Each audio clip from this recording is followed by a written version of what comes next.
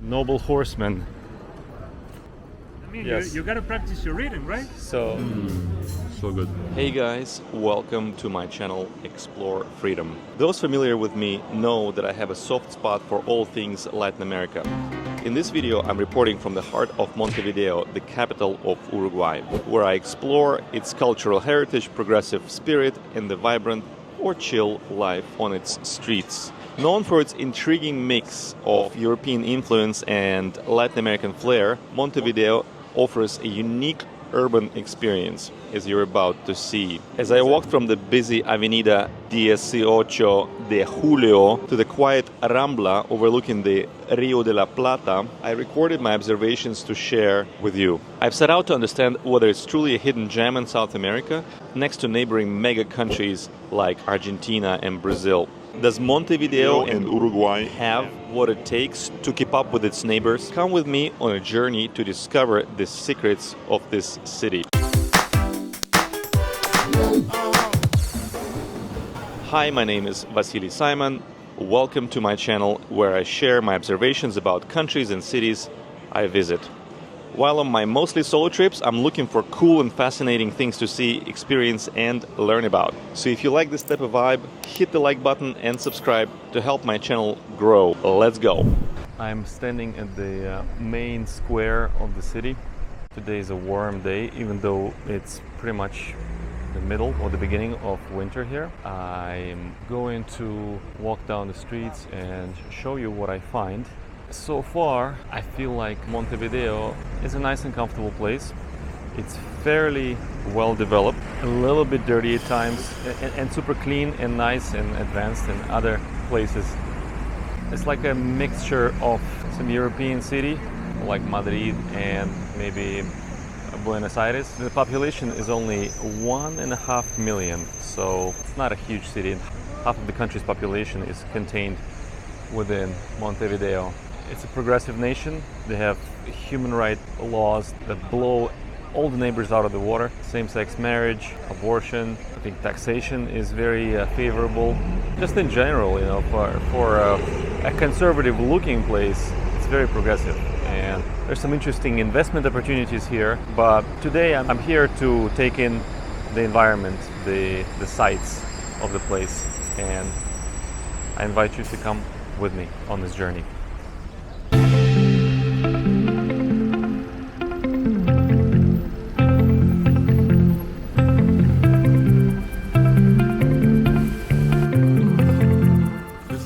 Called kiosko.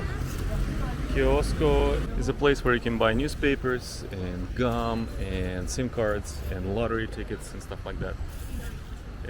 Kioskos are integral to the city life in Uruguay, and I learned that in Argentina.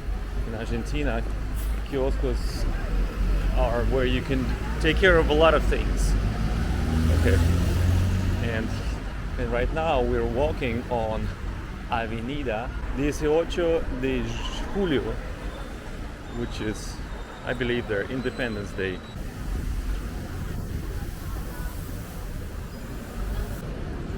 The interesting aspect of this avenue, the 18th of July Avenue, is that it's lined with this non-stop shopping centers. Basically, there's a deep sort of indoor markets with all kinds of goods being sold. Cell phones, you know, wedding dresses, party paraphernalia, birthday gifts, clothes, maybe even food at times, some restaurants. So there's like a non-stop, especially on this side, on the east side. Yeah, they're certainly proud of their Italian heritage. There's plenty of pizza and pasta. Again, similar to Buenos Aires. We'll find Starbucks on every corner. But more importantly, these lavish, extremely detailed buildings from the era of the initial wave of immigration here. You can tell this place was just filled with money to the brim back in the day, like 100 years ago. I think this place had unlimited money that came from Europe and from trade. Museo del Gaucho. I noticed how the street signs are always sponsored by some company. In this case, it's a restaurant called El Fogón. So on every intersection, you'll find street signs that have like a top part of it dedicated to the sponsorship sign. Could be an insurance company, could be a restaurant, could be some small business, big business, but they don't waste their street signs. They always have advertisement on it.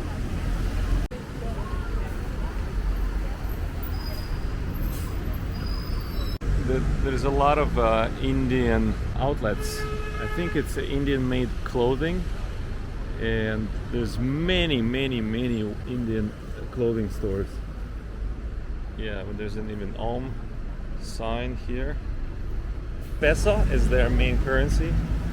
The exchange rate is in the high digits, so your normal prices will be like in hundreds or thousands. I've yet to use cash.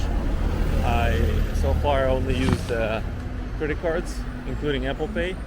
So I'm doing an experiment. I'm trying not to withdraw cash and only use credit cards and debit cards here. And so far it's been a success.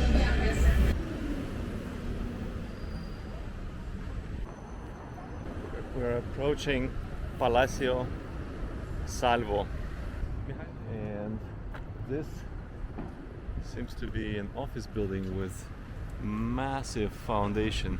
It's under construction right now, but you can see it was something of a European design and architecture. Let's take a lookie. I'm at the Independence Square, which of course has a kiosko and some benches, not so many. I mean, I would expect more in the main square. And we've got Artigas, a statue, the monument to a noble horseman. Here this building says Uruguay Presidencia, so I suppose it's like their White House or something like that. I guess all the governmental stuff is concentrated here around the square, and ahead of me there's the famous gate that separates the super old city from the new. I guess I'm in the new part, new-ish part, and this gate is to the old part.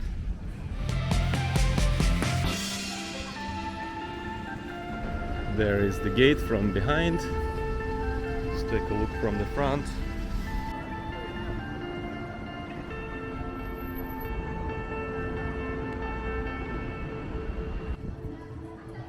Walking through the old town. We are approaching La Plaza de la Constitución. How you doing? Welcome. Good, thank you. Which country? USA? Say, all Yeah. right. Just as a matter of self-published writer, Let's take a I look. gotta tell you, this is Bruno, my latest Salvo. book. Uh-huh. Yeah, this is poetry that I wrote, I published, and sold on my own. Nice. What's So- the title? It's Royal Octaves. It's like octavos reales. It's poetry. Octavos Reales. Yeah. Nice. You want to learn some Spanish? Is what you need, but It's a good way, I'm sure, to learn. It is. I mean, Yes. you got to practice your reading, right? So go online, find Octavos Reales. Yeah. Yes. By Bruno. By Bruno. Bruno Salvo. That's me. Show some curiosity in the local Montevideo poetry. Yeah. Nice. It's Good a to meet you. I'll be here. Thank you. All right. This plaza of Constitution Square is looking very nice and cozy. So yeah, met the local poet who's promoting his work in the old town. That's nice. I wasn't ready to buy it. Royal level of splendor. And I'm looking for coffee. What do we got there? This looks like an embassy of Turkey, and yeah, it's a really cool place. As you can see right now in June, it's it looks like like fall in Europe, right? Like autumn. The leaves are yellow, they're turning. Some trees are holding up. Take a look at the traditional pastry selection. Pasteles de Uruguay. Choco, jalea, yo-yo, torta manzana. Since 1877 there is Café Brasileiro. Let's check it out.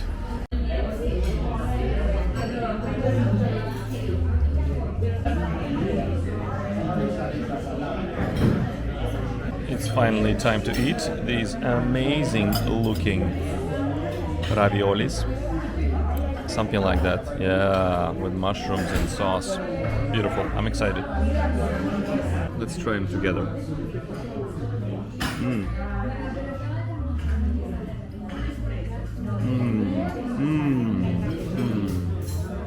So good. Well, that was good and yummy. But I gotta warn you, if you are a lover of fast service, then maybe Uruguay is not for you. So you gotta take it into account. The waiters bring a bill with a significant delay. So just allow yourself extra 10 to 20 minutes to leave the restaurant. Overall, Montevideo has a pretty chill vibe. I would compare it with towns like Porto in Portugal, or even Bratislava in Slovakia. It's like that level of chill, slow vibes.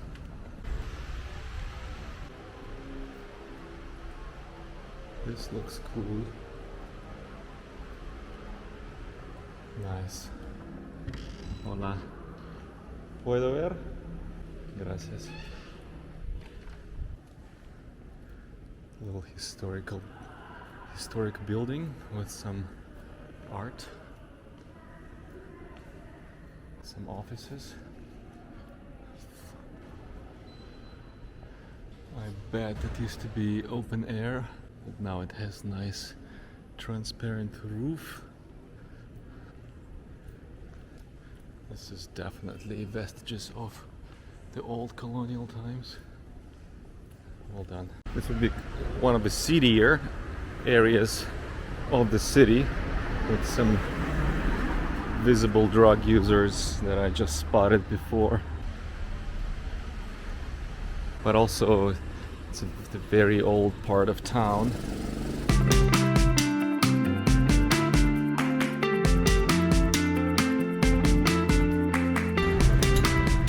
Could be a Filipino bar.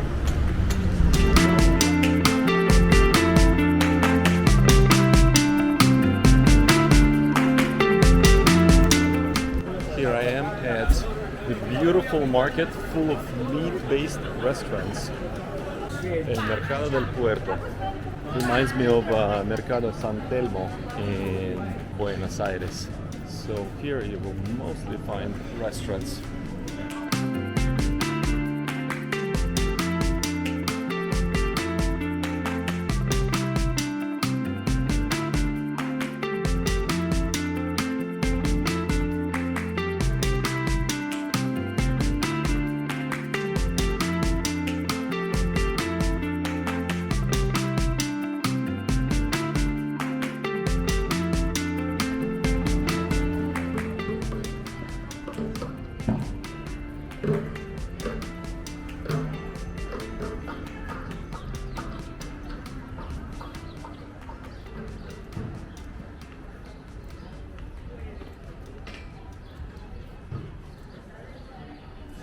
Marley coffee.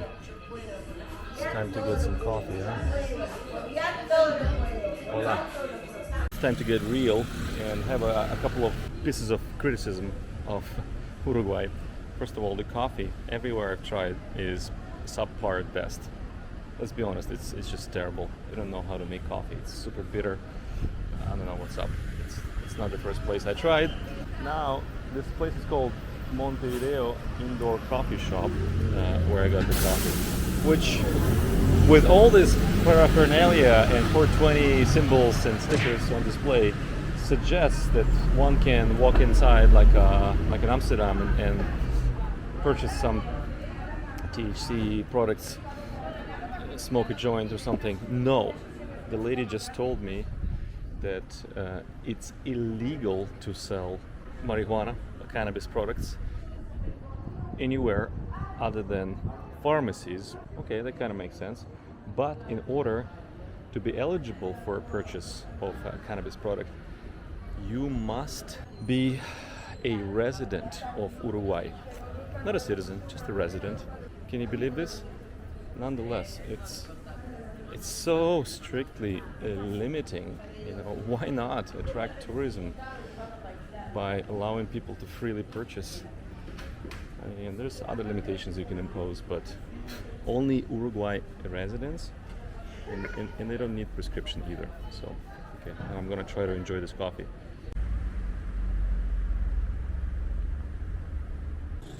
Right over there, there's a cannonball stuck in the column. That's from the British, who were taking over this port city while they were trying to fight Buenos Aires. It's a historical legacy that's preserved. It's really cool.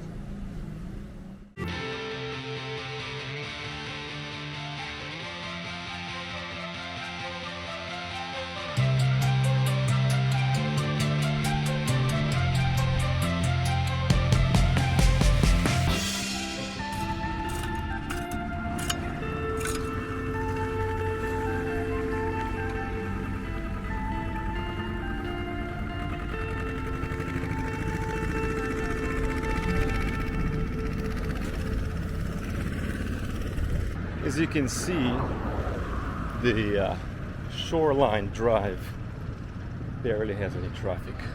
I mean, that's pretty common, I was told. Any road like this, anywhere else I've been, with the kind of like a loops around the city and goes by the shore of the water basin, it's super busy. Like here, it's like nothing. It's 3:20 in the afternoon. There's no traffic. It's kind of a cool thing. Also, look at this. Not every city has this. This one does.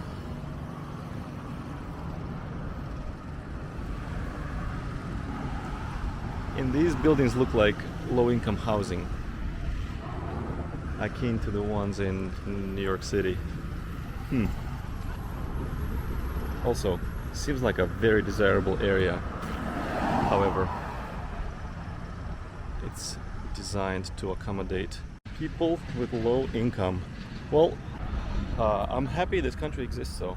It could have been part of Argentina or Brazil, much stronger empires by its sides, but somehow it withstood the pressure and became its own bastion. And they're certainly showing people how things can be done in a smaller country with much less resources, but plenty of resilience. I'm noticing on the historic buildings, you know, they don't take them down, but they put bricks into the windows and completely block it off. So yeah, there's also a net protecting bypassers from getting something drop on their heads, but other than that, strangely, they just block it. So I guess to avoid squatting.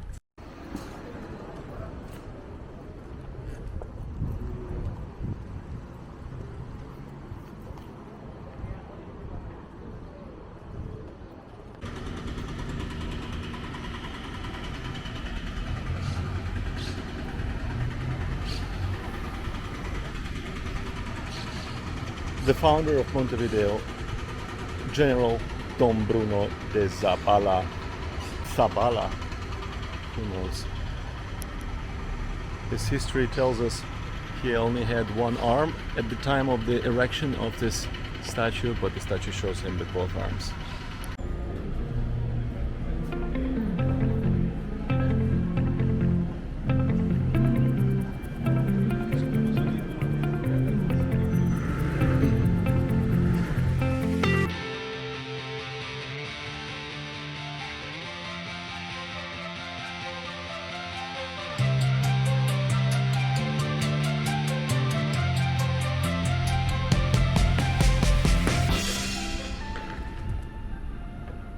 Here's a plaza celebrating the sexual diversity. This is specifically dedicated to the trans situation, trans culture of Uruguay. Here's a little outdoor museum. It's actually a very nice plaza here. We've got, I guess, a collective of women and trans women, cis women and trans women here.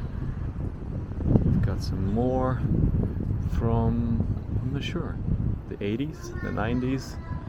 It's a rich history of trans culture in Montevideo.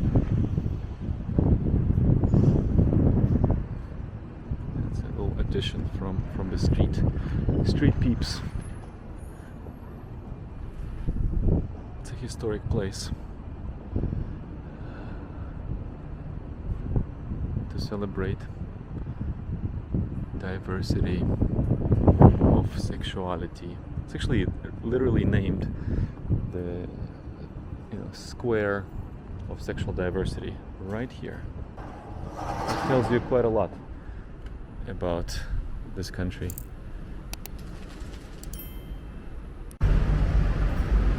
One thing I wanted to mention is this situation here. In Buenos Aires, I saw this as well as here. There are virtual doormen, people who work from home, I guess, and they're projected on a big screen and they greet you when you walk into the building. So that's, I guess, it's emerged during the pandemic and it's still sticking around. So people are working the doors while at home on a large screen inside of the entrance to the building. Okay, well, see you in the next video. Thanks for joining me. Don't forget to subscribe and like.